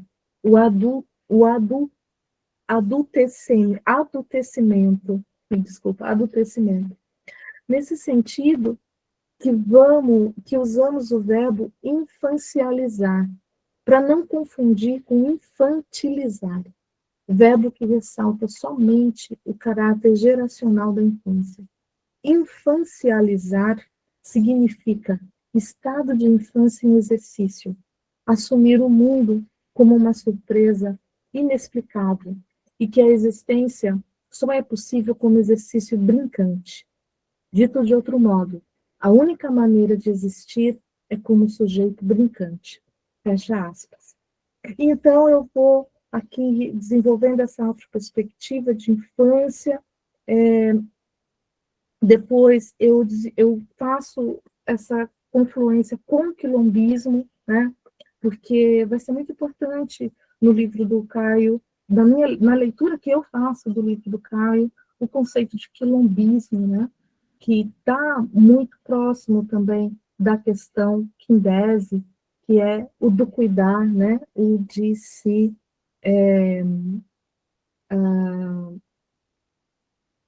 o cuidar dessa criança. Então vejam só que coincidência maravilhosa que a literatura me traz, né? Que a literatura para as infâncias me traz. Eu estou pensando todas essas questões, estou fazendo essas pesquisas, essas leituras, essas conexões, e aí me chega esse livro do Caio Zero.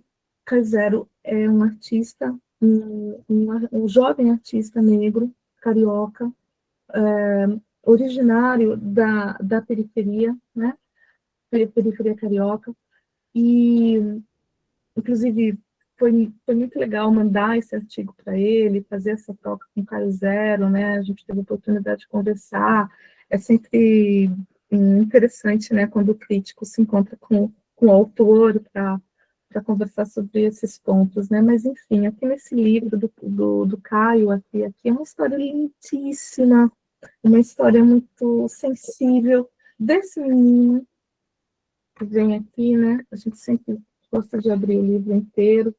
Olha que beleza, né? Ele está sossegado, ó, tirou o chinelinho, tá com os pezinhos para cima, os olhinhos assim, calmamente, brincando com seus cubos, né? Brincando de construir novas moradas, novas possibilidades, né? E aí a gente começa essa leitura.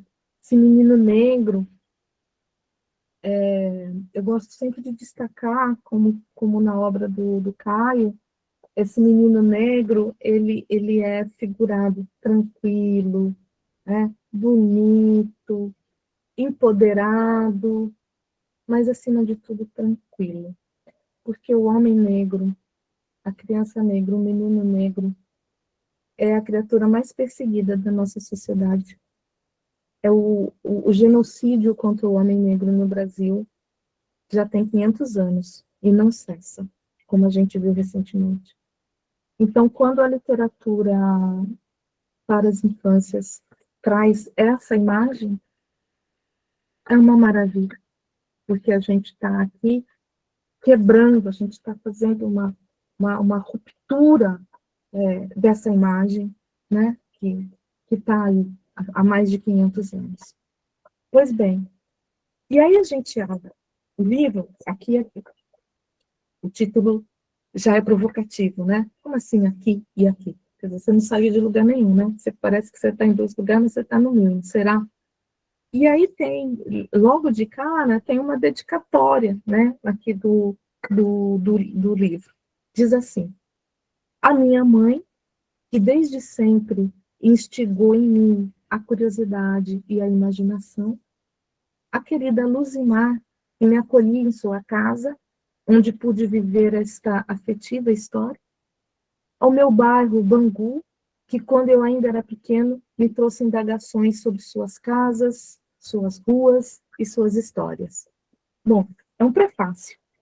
Em geral, as pessoas não leem prefácios de livro de literatura para as crianças. Mas esse prefácio é muito importante aqui. Então, leiam sempre tudo, né? A capa, contra a capa, o prefácio, porque quando o livro é bom, tudo está confluindo para a leitura.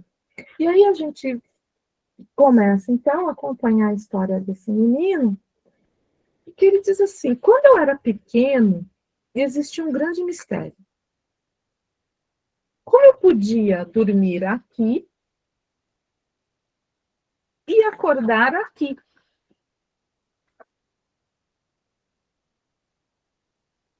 E aí, durante a gente vai vendo, ele pensar que todo dia era isso.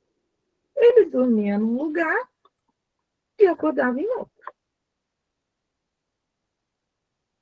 Dormia aqui e acordava aqui. Podia ser isso. E aí ele começa a querer entender esse enigma.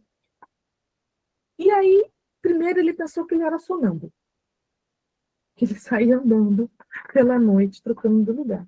Depois, ele imaginou que fosse um portal que o levava direto para a casa da Luzimar.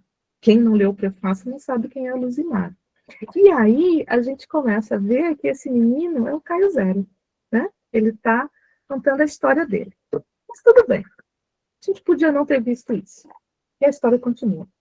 Uma outra hipótese que o menino levantou é que tinham alienígenas que levavam ele de um lugar para o outro. E aí, aparece a voz do adulto, né? Igual lá na Prudência.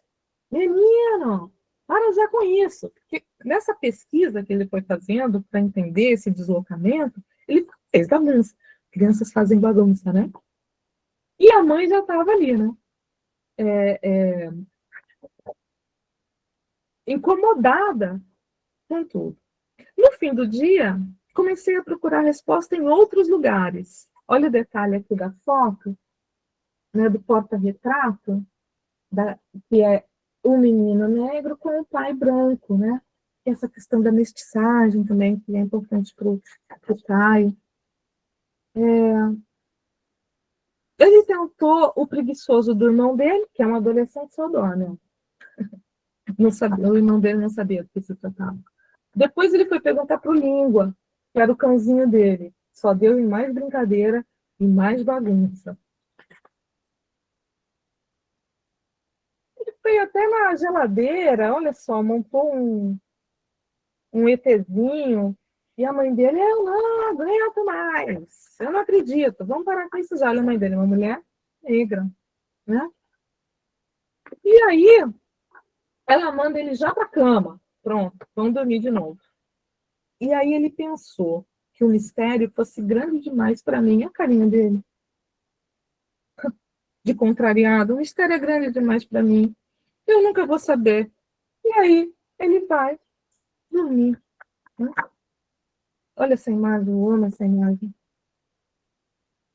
Ele dormindo, o cabelinho crespo, né? Assim, tão perto da gente, tão perto do leitor, passando essa imagem de paz, de segurança, de empoderamento, de beleza. Um menino negro. No entanto, minha vontade de investigar foi maior. Eu não desisti. Eu acordei no meio do trajeto. Olha ele no meio do trajeto. Veja que coisa linda. O lençol dele ser de estrelas. Então, ele está literalmente, mas poeticamente, envolvido pela noite, abraçado pela noite. E mesmo com muito sono, eu pude sentir que alguém me carregava. Era algo quentinho e confortável. Olha ele aqui sendo carregado, essa imagem linda, como se a gente estivesse em cima, né? Desse caminhar dele, enroladinho nesse cobertor. E foi aí que eu descobri a verdade, ele diz. Olha as mãozinhas agarradas no cobertor, cheio de estrelas. Não era um portal, nem nada do tipo. E a imagem é ele, lá. Olha essa imagem, que beleza. Ele aqui, né, nessa página, deitado, com o mesmo cobertor, mas é um outro aqui, é o segundo aqui. E nessa imagem, a gente tem a porta, né, essa sombra, e esse perfil de mulher, que a gente intui que é a mãe dele, acenando com um adeus.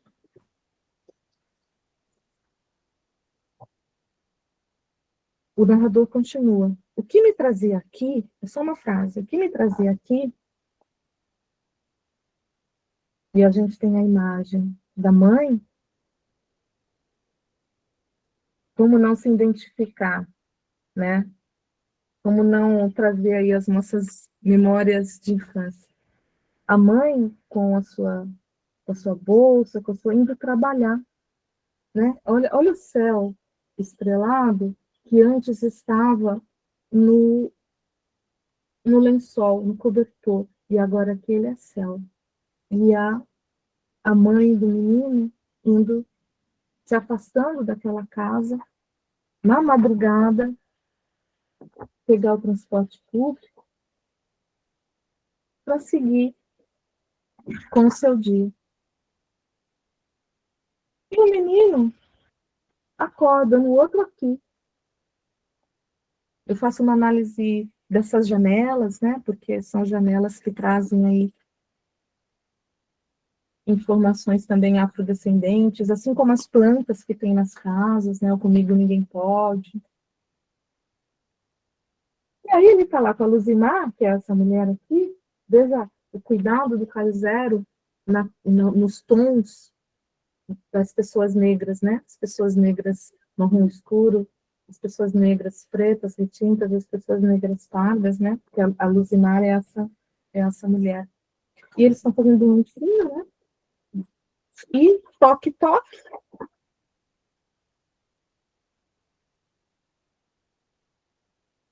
Não vou nem traduzir essa imagem. A gente tem a última frase que a gente tem, antes dessa que eu vou ler agora, é a seguinte.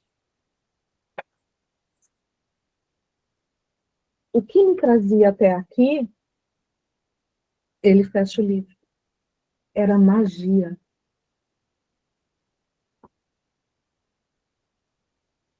Então, a magia aqui, que pode ser lido, né, o pensamento mágico da infância, né, de que eu me teletransportava de um lugar para o outro, mas é também a magia do cuidar, né, de uma mulher cuidando do filho de outra mulher, para essa mulher poder trabalhar. E essa mulher volta do trabalho, pega o filho e leva para casa dela. E isso se repete todo dia.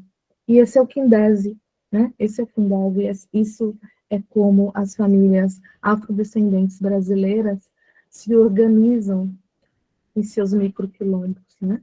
Um ajudando o outro. Só assim é possível. E o livro do Caio Zero é um registro disso para a infância e diz tanto para as tantas infâncias, né? Para as nossas infâncias, para as infâncias das nossas crianças. Aí no artigo eu desenvolvo bastante as questões, por exemplo, aqui, né? A casa do Caio Zero com o Anquira, né? O Sankofa, nunca é tarde para voltar e resgatar o que é seu, está presente na janela do menino, né? Durante o dia, ele rega as plantinhas, né? São plantinhas muito presentes nas nossas casas, né? Comigo ninguém pode, né? Ervas medicinais, né? Aqui a gente vai ter porta-retratos com outras pessoas da família, pessoas se formando, pessoas indo viajar, todas pessoas negras, né? Então, olha aqui, ele com a Anquira, o Sankofa, né? Nunca é tarde para resgatar, para voltar e resgatar o que é seu, né? Enfim, eu vou trabalhando assim esses detalhes dos atravessamentos afrodescendentes no livro e fazendo a relação com a filosofia Kindese, a arte de cuidar da infância. E então essa mensagem que eu quero deixar aqui para essa nossa formação, para os nossos próximos 2 encontros, que a gente se liberte dessa perspectiva eurocentrada ocidental, de que a criança é algo a ser superado, de que a infância é algo a ser superado, de que a criança não tem conhecimento, e de que a gente parta para as nossas mediações, respeitando, né, sentindo essa honra que a filosofia Kindese diz, a honra de mediar o livro de literatura para as crianças e para as infâncias. A gente tem aí 5 minutinhos para perguntas, comentários. Teve muito comentário ao longo da sua fala, Beth, aqui a gente deixou você fluindo, né, para não interromper, tava num ritmo muito bom. Muita aprendizagem. Se alguém quiser, né, fazer algum comentário, depois eu vou até te mandar um relatório, Beth, com as mensagens, porque tem algumas que foi falado quase 1 hora atrás, né, então aí já perdeu um pouco o ritmo, né, mas até para caso seja necessário retomar também no próximo encontro. Então, pode ter certeza que tudo que vocês colocaram aqui está sendo lido, viu, gente? Não pense que nós ignoramos as mensagens de vocês, viu? Eu vou ler todas. Já tô lendo aqui algumas. Uhum. Tô com o chat aberto agora, Samir. Uhum. Que bom.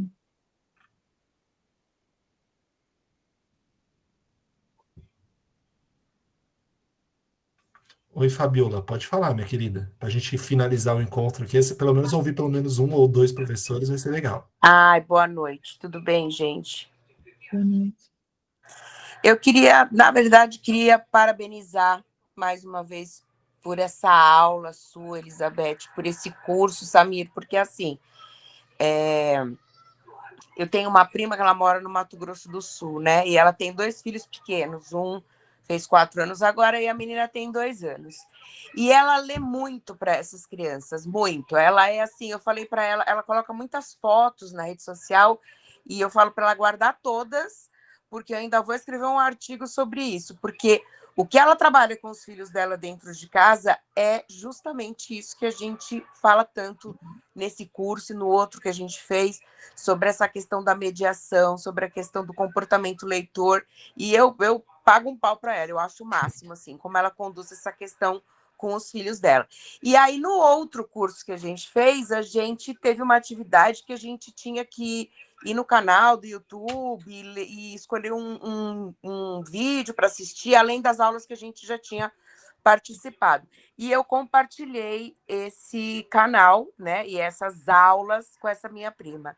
E ela ficou, assim, apaixonada. Então, eu só queria agradecer mesmo e pedir, continuem fazendo a gente pensar sobre isso, continuem fazendo a gente se apaixonar pela leitura e fazer os nossos alunos se apaixonarem, continuem nos dando a possibilidade de fazer isso reverberar em outros lugares que não sejam as escolas que a gente frequenta, as escolas que a gente trabalha, né? Eu não tive isso quando criança, esse incentivo, né, para a literatura, para a leitura. Então, hoje eu acho isso super importante e eu só queria agradecer mesmo, porque é maravilhoso participar disso com vocês e eu fico muito honrada de dividir isso com a minha família e saber que a minha prima está, mesmo em casa, né, contribuindo para a formação de pequenos leitores. Isso eu fico muito, muito grata. Continuem, por favor. Que lindo. Obrigada, Fabiola. Muito bom. A Fabiola, eu sou curioso, né? Eu deixo, porque nem todo mundo eu lembro de onde qual escola, né? E aí o nome da EMEI que ela trabalha é Luiz Gama. Olha que beleza de nome de escola, né? Bom, só reforçando aqui, né, pessoal, não tem lista de presença porque o próprio Google gera o relatório de presença, tá bom? Então, fiquem tranquilos, não tem mesmo lista de presença. Bom, Beth, deu 9 em ponto. muito bom o encontro de hoje, suscitou algumas... tinha algumas questões que eu queria falar, mas eu acho que vamos retomar no próximo encontro, inclusive com alguns comentários que foram colocados, né, que eram, algumas até eram questões mesmo, né, que dariam um outro gancho para o encontro, né? Eu acho até legal a gente retomar num outro momento, tá bom? Você tem como deixar essas questões guardadas para a gente retomar, Claro. amigo? Porque são questões complexas e a gente não vai ter tempo agora de responder da forma devida, mas a gente pode começar por aí, no próximo Ótimo. encontro. Tá? Então, gente, não esqueça, fica a leitura dos textos, né, que já estão lá no Google Sala de Aula, e nos encontramos no dia 20, daqui 2 semanas.